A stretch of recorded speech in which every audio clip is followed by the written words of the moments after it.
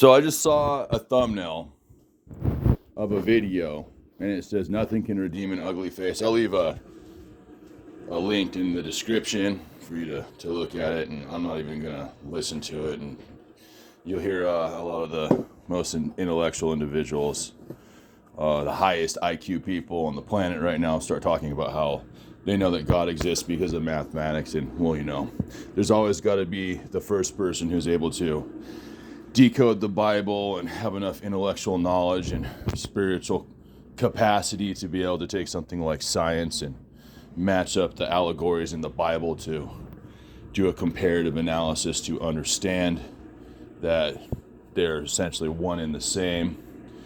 Our scientific equations and mathematical knowledge are just an explanation of how the universe works in the way that a divine being, a higher power, the grand architect, as the Masons would say, the creature or being that created everything that's around us and everything that's in existence, so how you would be able to explain it in human words, in our descriptive terms that we have created and defined over the existence of our consciousness as human beings.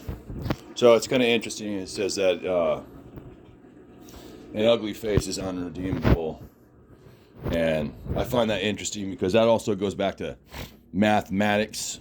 And you look at the golden rule, which is like pi, the square root of pi, if I remember correctly. I think it's phi. I forget exactly. It might be 1.16. I don't know if it's the 1.6. 1.618, I think is what it is. It's like half basically phi is phi squared equals pi. And it's called the golden rule because if you look at what we consider as human beings is what beautiful is, the nose from nostril to nostril on a horizontal level will be 1 as far as a what do you call it, a fraction. So 1 would be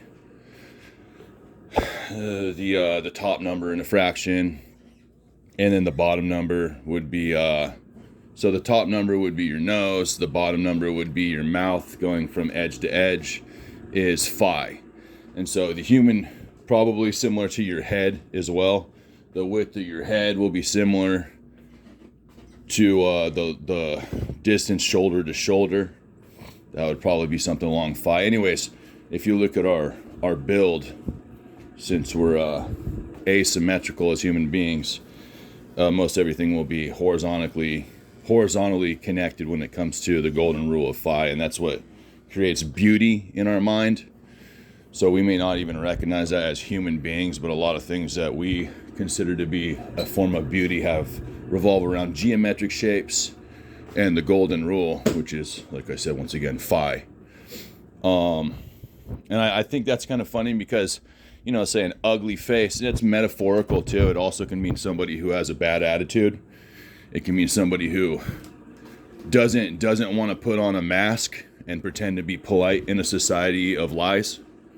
So they'll say that an ugly face is unredeemable, and he was discussing Frankenstein, and Frankenstein was essentially a kind-hearted individual with an ugly mask, you would say, and incapable of being able to communicate clearly enough for him to express himself in a way to where people respected him.